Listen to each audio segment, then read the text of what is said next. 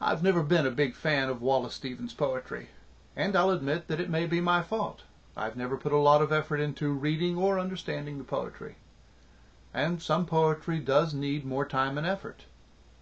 In some cases, that effort's rewarded with greater understanding, greater joy. Sometimes it's not. For me, the one exception is the poems of our climate.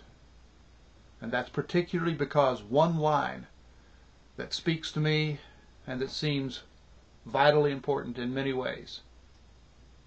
Imperfection is our paradise. It's a strange thought in some ways, but not so strange if you spend a little time thinking about it. Yes, we put a lot of emphasis on perfection in many ways. And most of the time, that emphasis is mistaken.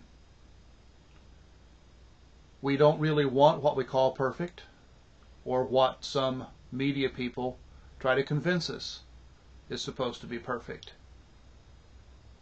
And really, we don't want perfection at all, because perfection is an end. It's done. Where do you go from there? We're not built for endings. We're built for seeking. We never completely lose that 2-year-old self in us, that self that'll sit down with a set of blocks and build something and knock it down, build something until it falls down, and do it again and again. Learning each time, playing, because at that age adults will let us play and not try to make us learn things in their time and their way. But think about the poem, the image of perfection, how sweet, how beautiful it is, how we may need it for a time, but how it does eventually leave us bored and unsatisfied. The poems of our climate. Clear water in a brilliant bowl, pink and white carnations, the light in the room more like a snowy air reflecting snow, a newly fallen snow at the end of winter when afternoon returns. Pink and white carnations. One desires so much more than that. The day itself is simplified. A bowl of white, cold. A cold porcelain, low and round, with nothing more than the carnations there. Say that even this complete simplicity stripped one of all one's torments, concealed the evilly compounded vital I, and made it fresh in a world of white, a world of clear water, brilliantly edged. Still one would want more. One would need more than a world of white and snowy scents. There would still remain the never-resting mind, so that one would want to escape, come back to what had been so long composed. The imperfect is our paradise.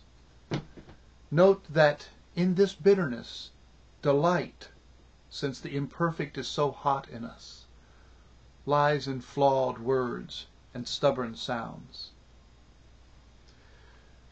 Now Stevens is referring more to poets at the end of the poem, but it applies to all of us. Poet, 2-year-old child. We're all seeking something.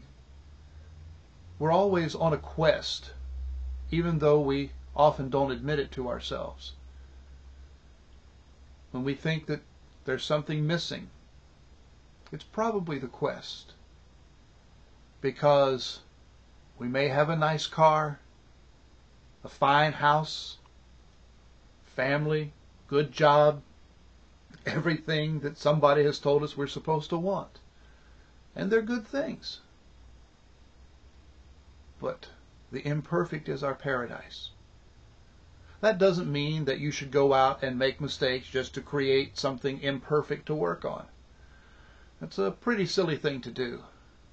There are plenty of good, honest mistakes that we can make without trying.